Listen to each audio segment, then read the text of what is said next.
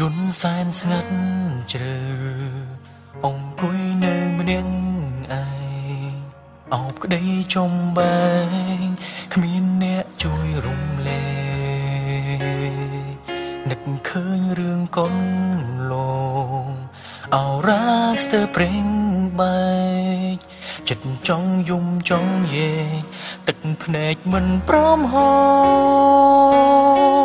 បេះដូងបងឈឺពន់ពេកក្នុងចិត្តសងវែកអាណិតអាសូរអូនធ្លាប់ធ្ងួយធ្ងររងកម្មព្រោះតែបងធ្វើឲ្យរូបអូនសោកាឈឺចាប់ខ្លោចផ្សាសែនសៅមកព្រោះតែចំណងស្នាមស្នេហ៍ខ្វះខ្លឹមសារគឺបងនាងខំធ្វើបាបស្រីស្ងួនរាល់ថ្ងៃស្ទើរតែខ្សែប្រាណចិត្តបងសាមញ្ញមិនស្រស់ស្រានឲ្យអូនទុកខាតែដល់ពេលនេះទើបដឹងថាខ្វះរូបជីវ៉ាជីវិតគ្មានន័យក្រោយឃ្លាតថ្លៃទើបដឹងថាហួសពេល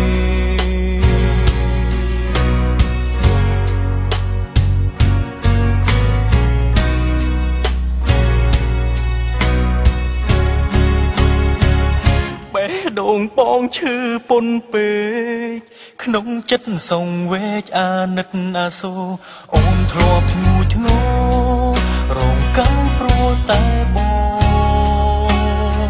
ធ្វើឲ្យរូបអូនសោកាឈឺចាប់ខ្លោចសាសែនសៅមកព្រោះតែចំណងស្នាមស្នេហ៍ខ្វះខ្លឹមសារគឺបងនាងខំធ្វើបាបស្រីស្ងួនរាល់ថ្ងៃស្ទើរតែខ្សែប្រាណចិត្តបងសាមញ្ញមិនស្រស់ស្រានឲ្យអូនទុកខាតែដល់ពេលនេះទើបដឹងថាខ្វះរូបជីវ៉ាជីវិតគ្មានន័យក្រោយឃ្លាតថ្លៃទើបដឹងថាហួសពេលបងនាងខំធ្វើបាបស្រី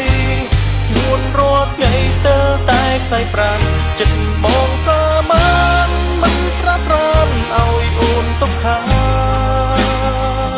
តែដល់ពេលនេះទើបដឹងថាខ្វះរូបជីវ៉ាជីវិតគ្មានន័យ